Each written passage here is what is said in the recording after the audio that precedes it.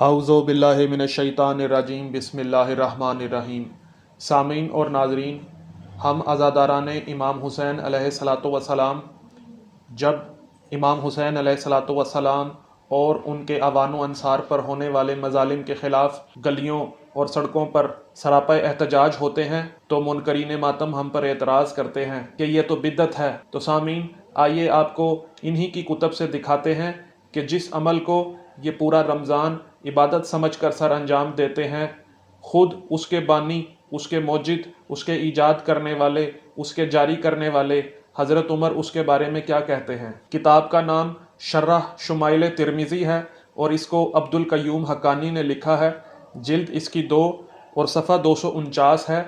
اس میں لکھتے ہیں کہ حضرت ابو ہریرہ رضی اللہ عنہ ارشاد فرماتے ہیں کہ حضور اکرم صلی اللہ علیہ وآلہ وسلم قیام رمضان کا ایجابی حکم تو نہ فرماتے تھے، البتہ ترغیب دیا کرتے تھے۔ خود نبی اکرم صلی اللہ علیہ وآلہ وسلم کبھی کبھی بڑی لمبی جماعت کے ساتھ اس نماز کو پڑھتے تھے اور ہمیشہ نہ پڑھنے کا یہ عذر فرماتے تھے کہ مجھے اس کے فرض ہو جانے کا اندیشہ ہے، اور حضور صلی اللہ علیہ وآلہ وسلم کی ہمیشہ پڑھنے سے فرض ہو جانا کئی وجوہ سے محتمل تھا۔ البتہ صحابہ کرام رضی اللہ عنہم اجمعین متفرق طور پر کچھ تنہا اور کچھ جماعت میں پڑھتے تھے، جو تقریباً نصف رات تک پڑھتے تھے اور کبھی اس سے بھی زیادہ۔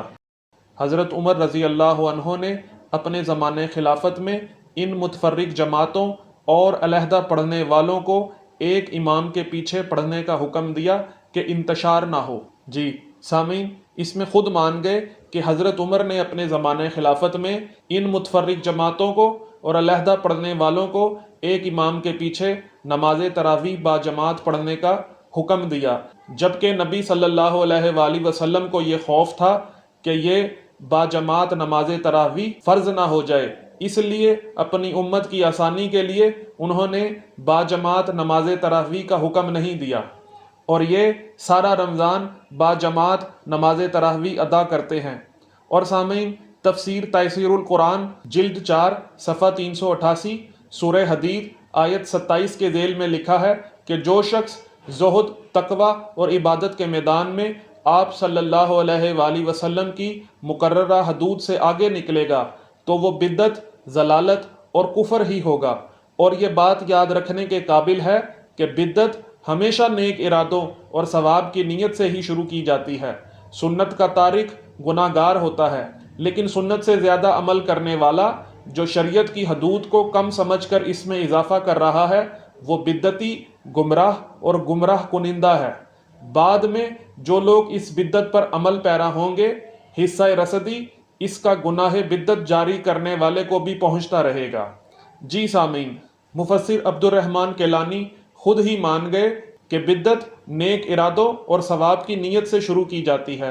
اور وہ یہ بھی مان گئے کہ سنت سے زیادہ عمل کرنے والا جو شریعت کی حدود کو کم سمجھ کر اس میں اضافہ کر رہا ہے، وہ بدعتی، گمراہ اور گمراہ کنندہ ہے۔ تو قارئین اور ناظرین، نماز تراویح با جماعت پڑھنا نبی صلی اللہ علیہ وآلہ وسلم نے تو ترک کر دیا تھا، چھوڑ دیا تھا۔ اب نماز تراویح با جماعت پڑھنے کو ترک کرنا سنت سمجھا جائے گا، اور جو نماز تراویح با جماعت پڑھنے کا اہتمام کروا رہا ہے وہ بدعتی ہے۔ حضرت عمر نے شریعت کی حدود کو کم سمجھا اور نماز تراویح با جماعت جاری کر کے شریعت میں اضافہ کر دیا، اور عبد الرحمن کیلانی کے مطابق ایسا شخص بدعتی، گمراہ اور گمراہ کنندہ ہے۔ سامعین، اگر آپ کو میری ویڈیو پسند آئی ہے تو ہماری ویڈیو کو لائک کریں، کمنٹ کریں اور زیادہ سے زیادہ لوگوں میں شیئر کریں، تاکہ سارا رمضان بدعت کو عبادت سمجھ کر ادا کرنے والوں کو اس بدعت سے چھٹکارا مل سکے۔ السلام علیکم ورحمۃ اللہ وبرکاتہ۔